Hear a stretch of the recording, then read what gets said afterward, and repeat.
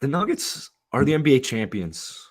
I think it was Draymond Green. Oh, guys, by the way, let me know what the Wi-Fi. Let me know how my connection is because what's up, Matt? How you doing, man? But basically, if you guys remember, if you watched our show like last summer, this is where I did my show all last summer before I ended up officially moving. And I had so many Wi-Fi issues that entire goddamn 3-month period. And I can see I only have one bar right now, and I know for a fact that if I were back in Florida with one bar right now, the show would be almost unwatchable. So, all right, Connect seems fine. So let's just hop right into it. Um, the Denver Nuggets are they're the better team here. They're making their shots. If Aaron Gordon's giving me 27 points, Aaron Gordon in general is your fourth best player. So Aaron Gordon being your fourth best player in general, you're a really good team. Right? You're a really good freaking team. And if your fourth best player is giving me 27 points on 11 of 15 shooting, 3 of 4 from downtown. He's also a phenomenal defensive talent, extremely versatile. He's extremely athletic. We know the deal with Aaron Gordon, right? So my fourth best player gives me 27.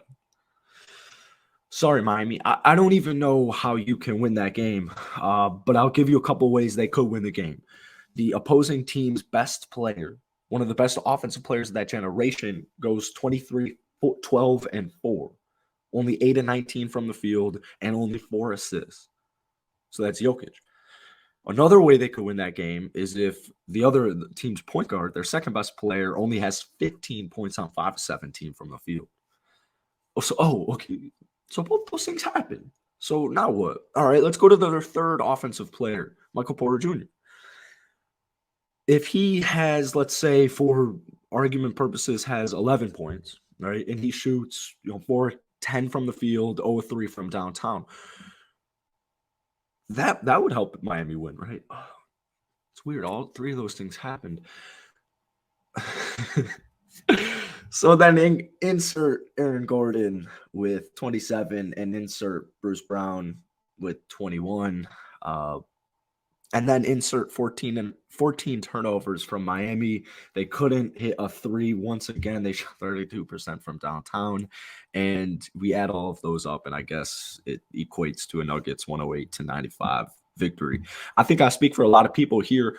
I wanted the Miami Heat to win that game so badly because, first off, you're in Miami, you need to win. That is a actual must-win game because, as we started the beginning of this show, it's only happened one time before, a 3-1 comeback in the NBA Finals. It's been once, and it was Mr. LeBron James in 2016 on the Cleveland Cavaliers. So I wanted a series. I wanted something, and unfortunately, Miami just couldn't get it done. It was, I thought, a very winnable game for all the reasons I just mentioned. Jokic was not that, offensively impressive.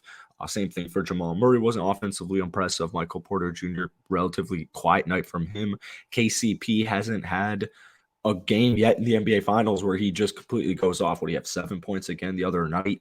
Wouldn't be surprised if KCP tonight has 23 points and 5 threes, and it's the same exact game that we saw Friday night, and Denver's just like, yeah, man, we're the NBA champions. They know it, we know it, everybody knows it. I think Jimmy Buckets even knows it at this point. Some ways that Miami can win outside of Denver before we talk about Denver and why this is impressive. Well, for Miami, Jimmy and Bam are going to do what they need to do. If we go to the Milwaukee series, was when Jimmy had a 50 piece, a 40 piece, maybe what was even a couple of 40 pieces, 30 pieces. Like, what was Jimmy Butler in the first round of the playoffs against Milwaukee? What was the lowest point total he had? I think it was like 36. Having tonight on the road, which they've won. They won game 2. And the Miami Heat, by the way, they're shooting 32% from downtown in games that they lose. And they shot, 48.3, 48.2% in game 2 when they won. So if they're making their threes, that's going to help. But Jimmy Butler, I think Bam Adebayo's actually done a phenomenal job all series. But, we go to the last game. Bam had 20, 11, and 3. Okay, cool. Jimmy Butler, 25, 7, and 7, 9 of 17. That's not bad. 6 and 9 from the free throw line. That's not good.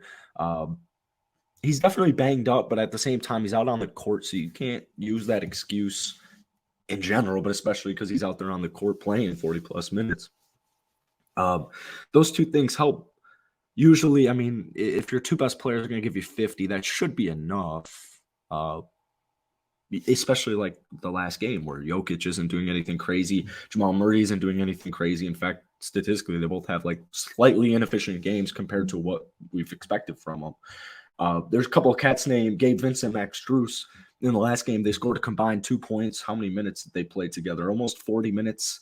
They shot just 1 of 10 from the field, 10% from the field, 0 of 7 from downtown. We got here Jalen Johnson. What's up? By the way, guys, hit that like button, hit that sub button. More importantly, hit that like button. Really helps out the channel. It really helps get new people in here. Appreciate it so much. We're trying to get to 2,000 subscribers at some point in life. We're trying to reach 2,000 subscribers. Game 4 was a must-win in Miami, but the same thing that happened in Game 1 with Aaron Gordon taking advantage of the matchup he had. Jimmy and Bam are playing fine, but the Nuggets are just a better and deeper team. Caleb Martin, 11 points, Duncan Robinson, 12 points, Kyle Lowry, 13 off of the bench.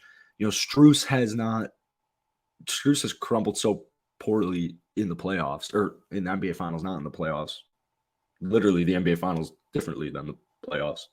Gabe Vincent, that's the thing with Gabe Vincent too, man, is, I mean, he's either going to give me like 20 points or like 2 or 4. So that also doesn't help. Kevin Love chipped in a couple of threes, but like, I mean, I still think they should go with Hayden Highsmith, just get him some more, Haywood Highsmith, just get him some minutes out there. Let's check his game log because he only played 1 that game. If we go back to game 1 against Denver, he played 23 minutes at 18 points. Obviously, that's not going to like single-handedly win you the game, but get some fresh legs out there, man. Miami just looks slow. They just look tired. They look defeated, and you can see it. They're starting to get sloppy. They're not hitting their threes. They're not hitting their shots. Jimmy Butler is not as aggressive. Denver's done a great job of scheming against that as well, but you kind of got to try to. I mean, dude, you're down 3-1. You need everything possible to go in your favor here, and there's just, I mean, to me, it's probably. I don't know the statistical odds of this happening, but it's probably somewhere between 0.01% and 1%, at the highest of them actually coming back down 3-1. Tonight, tonight to me doesn't necessarily feel, I'm not getting the vibe that the NBA Finals are about to end. I'm not really feeling that this is it for Miami. We go to 2020 in the bubble playoffs. What happened? Well, kind of almost something very similar to this, but they did take them to 6. So, winning in 5 is impressive. I don't know, man. I just have a hard time believing Denver's not actually going to win this basketball game tonight. So I'm going to go with Denver. I wouldn't be surprised if Miami wins it. But I actually wouldn't even be surprised if Miami takes it to 7. Maybe they just get hot from downtown, start hitting close to 50% from downtown for that. But we'll wait and see. Do you want to do a preview for tonight's game? I will say, even my girlfriend agrees with this take. Miami wins tonight. Miami does not lose in 5. They take game 5. Kevin Love's daughter was just born, so he's going to be touching God. Kevin Love, father, is going to fucking go out there and have a game. And you know who's going to have a game who hasn't had a game yet? All playoffs. We had a Caleb Martin game. We've had a Kyle Lowry game. We've had a Kevin Love game. We've had a Bam Adebayo game. You know what player hasn't had a game yet that's going to come out there? He's actually shooting the worst. I think it's like 20% from 3 on wide open threes so far this playoffs. We had the Max Strus play-in game. Yeah, what is it? It's Max Strus, right? Yeah, so that's who's going to go off tonight. I believe Max Strus. Maybe he might not go off, but Max Strus will play a good factor in this game. And you know what's going to happen tonight? The Miami Heat will hit their threes, okay? That's what's been holding them back from winning another game in this series, is hitting their threes. They're going to stop Jamal Murray. Because you know what? I love Jokic. And I think the Nuggets are going to win this finals. But I think tonight they're going to stop Jamal Murray. I also had like this weird nightmare where I woke up and I thought someone on the either Jamal Murray or Jokic is going to get hurt. And then the Heat. Oh, shit. Well, that wouldn't be good. Jokic turned his ankle Friday night. So I did. It wasn't. It looked like he just stepped on Strus's heel. I know, but the joke was I was with my buddy Arjun, and the joke was if that was Anthony Davis, how long do you think he would be out? And we reached a consensus on 40 games. So, so yeah. But yeah, you're right. I mean, my prediction was Denver tonight, but I wouldn't be surprised if Miami wins it just like they did in 2020. I wouldn't be surprised, honestly, if they take it to 7. And like you said, they just start hitting their threes. Guys like Gabe Vincent, Max Strus score more than 2 points combined. At least 2 of their losses, if they hit their threes, they either would have lost by like a point or they might have won those games where they just absolutely got outshot. But I mean, the big thing is being able to stop Jamal Murray. Okay, there's no way of stopping Jokic, but if you make it hard for Jokic in terms of creating for others because the others can't like score, then you have a chance. Honestly, I try to take out Jamal Murray, Christian Brown. I mean, Michael Porter Jr. hasn't been insane this season, but like, I just think he's been bad. I'm gonna fix that for you. He's been bad. So maybe not bad. Maybe that's too aggressive. He hasn't done anything. How's that? Yeah, no, I think it's definitely.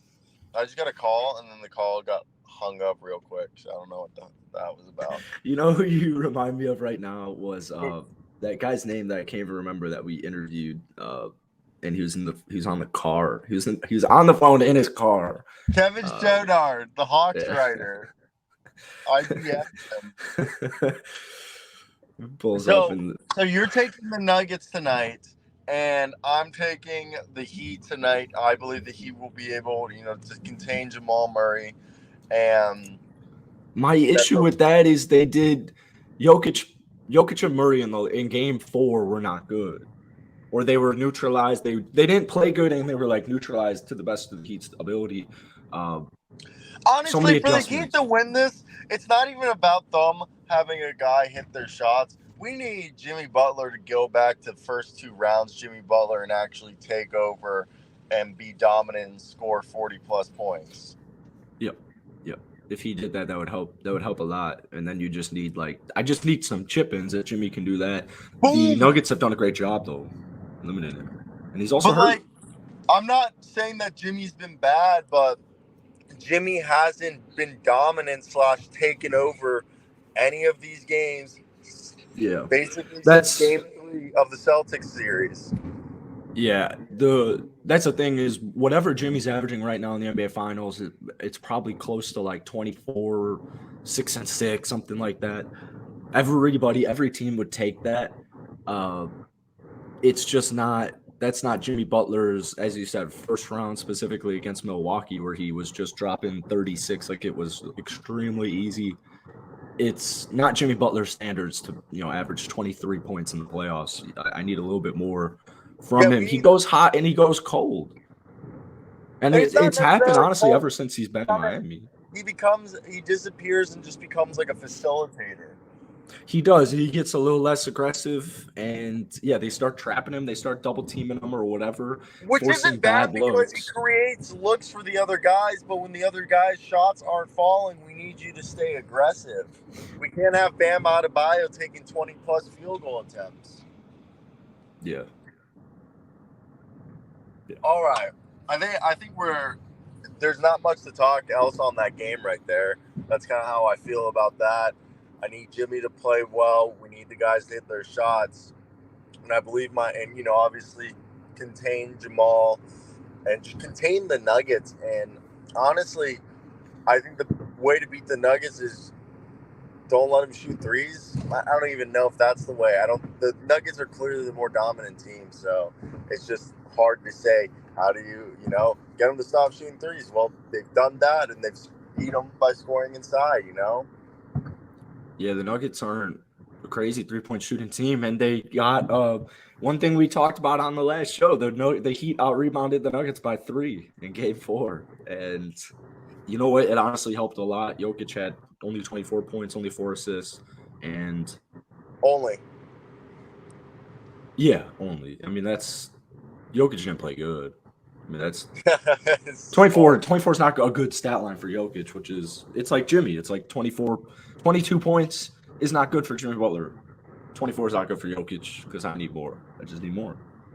So No, I agree. unless they went like 6 to 7, they just won by 40 points. But